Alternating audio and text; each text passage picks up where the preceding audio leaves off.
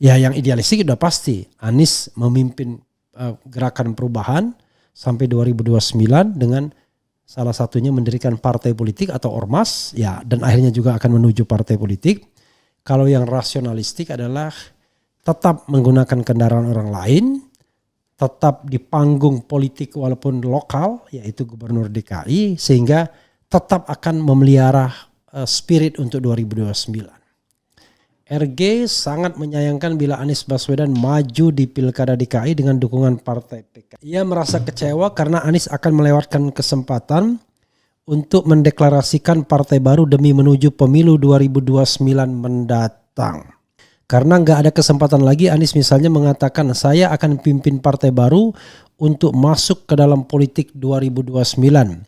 Dari sekarang saya akan berjuang, ujar Rocky. Ia juga memprediksi bahwa langkah Anies kemungkinan besar terhalang untuk menang di Pilgub Jakarta. Ngapain berjuang lewat gubernur yang sebetulnya potensial terhalang, ucap RG.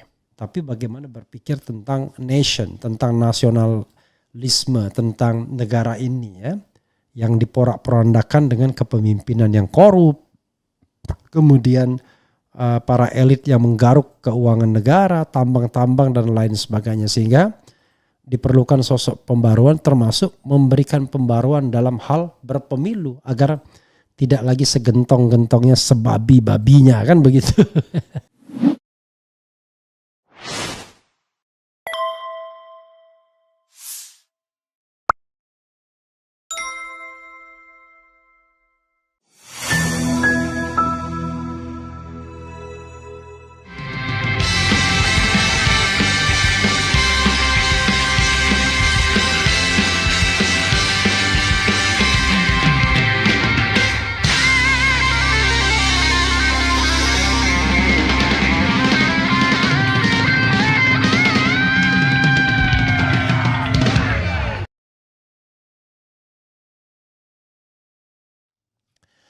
Assalamualaikum warahmatullahi wabarakatuh.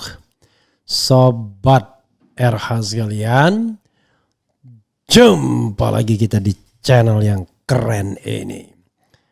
Keren cadas. Ya Sobat RH sekalian, ini ada pernyataan dari Rocky Gerung ya soal kandidasi Anies Baswedan di DKI Jakarta Pilgub 2024. Sebagaimana diberitakan ayobandung.com yang tentu saja diambil dari biasanya channel Rocky Gerung official ya. Di situ disebutkan jika Anies Baswedan maju di Pilgub DKI Jakarta 2024, Rocky Gerung justru kecewa. Ngapain berjuang lewat gubernur ya. To some extent saya juga setuju. Tapi memang nanti kita bahas ya. Kadang-kadang antara idealitas dan realitas gapnya terlalu jauh ya. Lengkong ayobandung.com, DPW PKS seperti diketahui belakangan ini bahwa mereka akan mengusung Anies Baswedan untuk Pilgub DKI Jakarta pada bulan November mendatang. Meskipun demikian, Anies Baswedan sendiri belum secara resmi mengambil keputusan perihal maju tidaknya pada Pilgub DKI Jakarta 2024. Mengetahui basis Anies Baswedan sangat kuat di Jakarta, lantas hal itu yang membuat DPW PKS Jakarta akan mengusung Anies pada Pilgub Jakarta nanti. Mendengar kabar soal Anies Baswedan bakal diusung DPW PKS Jakarta, pengamat politik Rocky Gerung, bukan Gerung ya, Gerung, di sini bilangnya Gerung, turut berkomentar atas hal tersebut. RG sangat menyayangkan bila Anies Baswedan maju di Pilkada DKI dengan dukungan Partai PKS. Ia merasa kecewa karena Anies akan melewatkan kesempatan untuk mendeklarasikan partai baru demi menuju pemilu 2029 mendatang. Karena nggak ada kesempatan lagi, Anies misalnya mengatakan saya akan pimpin partai baru untuk masuk ke dalam politik 2029. Dari sekarang saya akan berjuang, ujar Rocky. Ia juga memprediksi bahwa langkah Anies kemungkinan besar terhalang untuk menang di Pilgub Jakarta. Ngapain berjuang lewat gubernur yang sebetulnya potensial terhalang, ucap RG. Oke.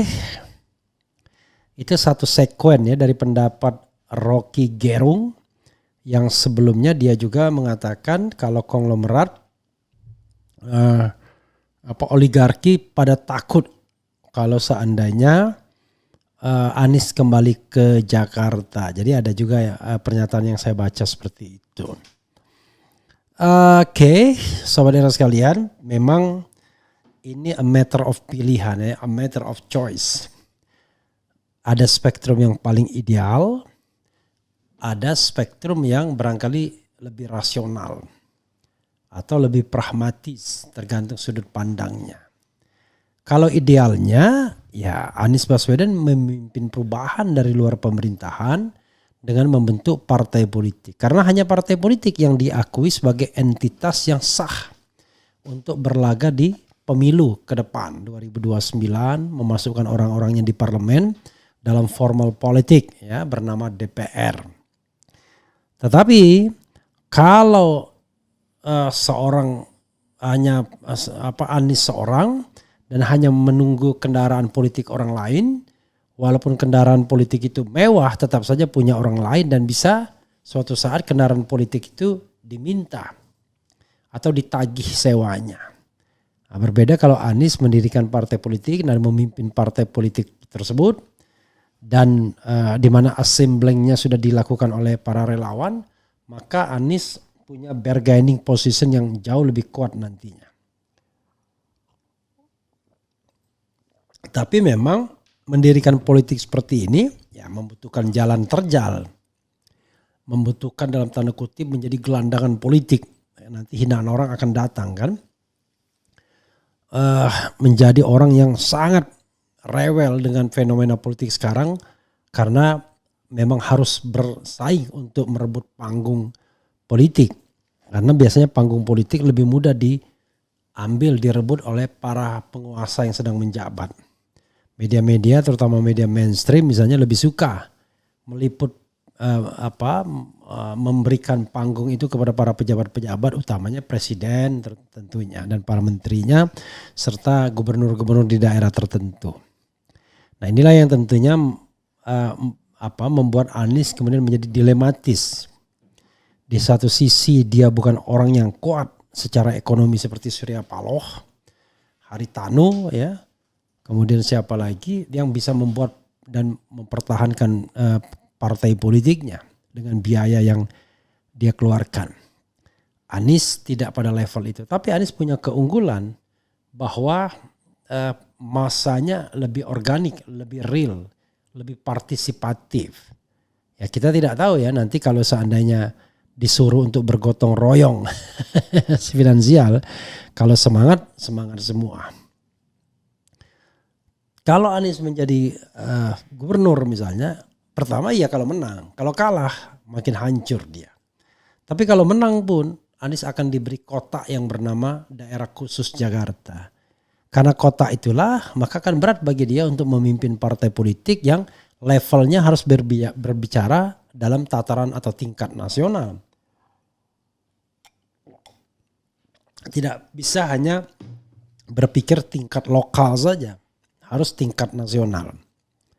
Nah, kalau berpikir tingkat nasional, ya memang tidak boleh seorang gubernur. Seorang gubernur diberikan mandat lokal. Nah, ini kan jadi dilema sendiri. Nanti dibilang, wah Ganjar buktinya bisa. Anies sendiri buktinya bisa. Yaitu karena mereka tidak dimandatkan untuk memimpin perubahan sebelumnya.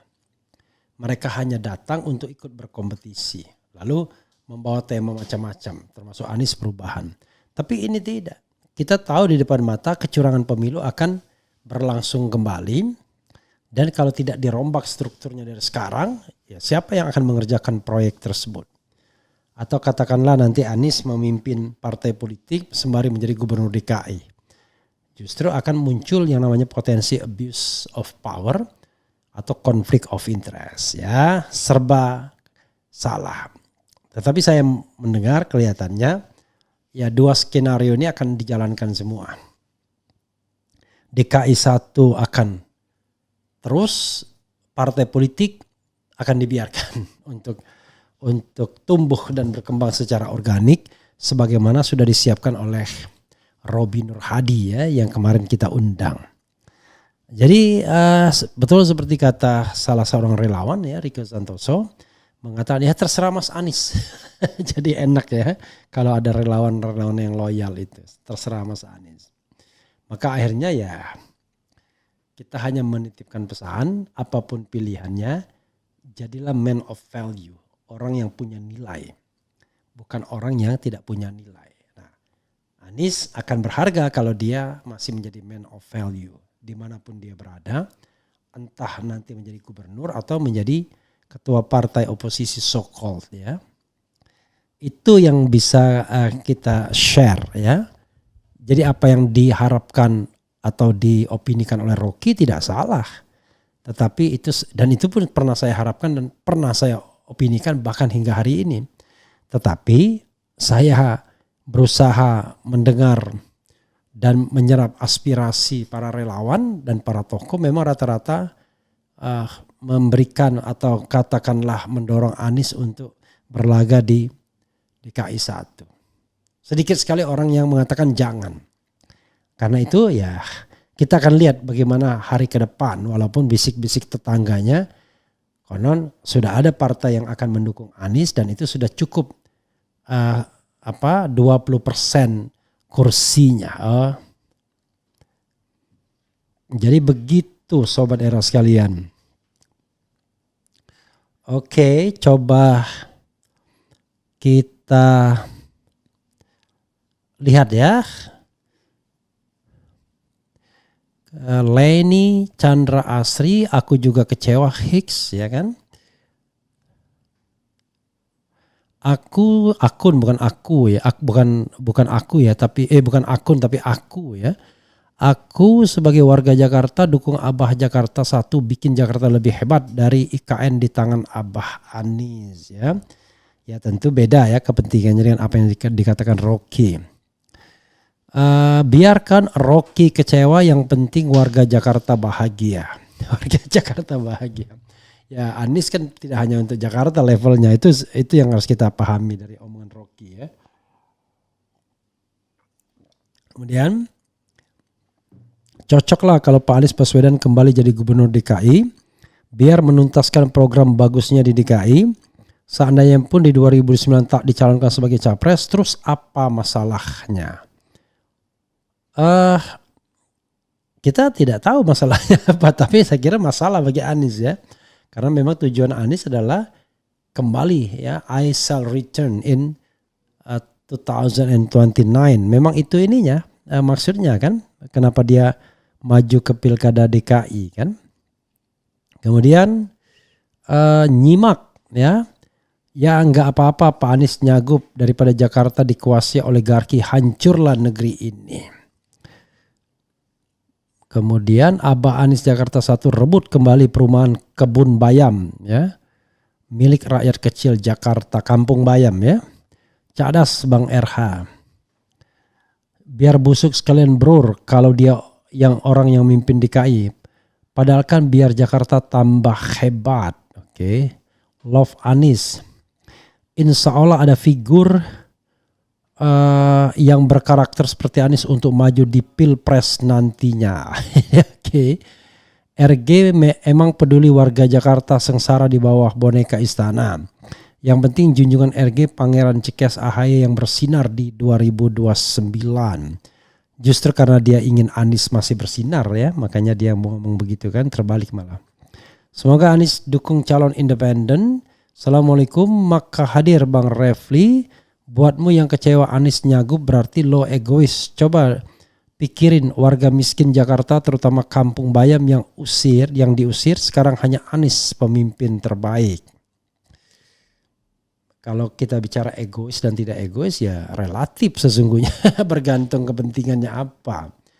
Ya, kita tidak hanya berpikir soal Kampung Bayam, tapi bagaimana berpikir tentang nation, tentang nasionalisme, tentang negara ini ya, yang diporak-porandakan dengan kepemimpinan yang korup, kemudian para elit yang menggaruk keuangan negara, tambang-tambang dan lain sebagainya, sehingga diperlukan sosok pembaruan, termasuk memberikan pembaruan dalam hal berpemilu agar tidak lagi segentong-gentongnya sebabi-babinya, kan begitu. Ya, tapi ya saya tahu banyak orang yang akan mendorong Anies maju ke Jakarta karena melihat peluang menang tinggi dan peluang untuk menguasai anggaran juga besar, sehingga program-program yang populis seperti BOTI, bantuan operasional tempat ibadah, kemudian penyediaan rumah-rumah bagi warga-warga miskin seperti Kampung Bayam itu bisa terrealisasikan dan lain sebagainya. Jadi semuanya tentu dalam benak Megawati misalnya harus dihitung. Kalau Megawati sedang menghitung sekarang apakah akan menjadi oposan atau gabung dalam pemerintahan Prabowo. Jadi sahabat era sekalian, ya itulah politik ya. Terlalu banyak hitungannya ya, sehingga dan terlalu banyak kepentingannya sehingga tergantung pada sudut mana kita akan akan berpijak. Apakah spektrum yang sangat idealistik, yang sangat rasionalistik, atau sangat pragmatik? Itu soalnya ya. Dan saya tidak ingin mengatakan bahwa yang idealistik itu, ya yang idealistik sudah pasti Anies memimpin gerakan perubahan sampai 2029 dengan salah satunya mendirikan partai politik atau ormas, ya, dan akhirnya juga akan menuju partai politik. Kalau yang rasionalistik adalah tetap menggunakan kendaraan orang lain, tetap di panggung politik walaupun lokal, yaitu gubernur DKI, sehingga tetap akan memelihara spirit untuk 2029. Jadi ini jalan yang lebih rasional, ya. Kalau jalan yang lebih pragmatis, saya tidak tahu. Belajar kepada Prabowo bisa, yaitu gandenglah incumbent, minta bantu incumbent. Cuman masalahnya adalah apakah Prabowo tidak mau nyalon lagi di 2029. Kalau dia nyalon lagi, maka dia tidak bisa bertindak sebagai Jokowi yang membantu pemenangan Prabowo Gibran. Jadi Anda akan pilih jalan yang pragmatik, jalan yang rasionalistik, atau jalan yang idealistik. Dan hasilnya tidak pernah diminta oleh Allah Subhanahu wa taala kepada kita sesungguhnya ya. Kalau kita mau berjuang, ya berjuang saja. Mengenai hasilnya serahkan kepada Yang Maha Kuasa. Kalau kita selalu mendikte atau terlalu mendikte hasil kepada Yang Maha Kuasa, lama-lama Sang Maha Kuasa tidak akan pernah memberikan kekuasaan kepada kita. Dikasihkan saja kekuasaan itu kepada orang-orang yang kira-kira akan bermasalah, tidak amanah dan lain sebagainya, sebagai ujian bagi kita untuk sabar, untuk istiqomah, untuk terus berjuang. Jangan begitu ya. Jadi ini sudah mix up antara politik sehari-hari dengan politik ketuhanan ya, politik tinggi, politik akhirat ya. Jadi tidak hanya soal urusan dunia tapi akhirat pun dipikirkan.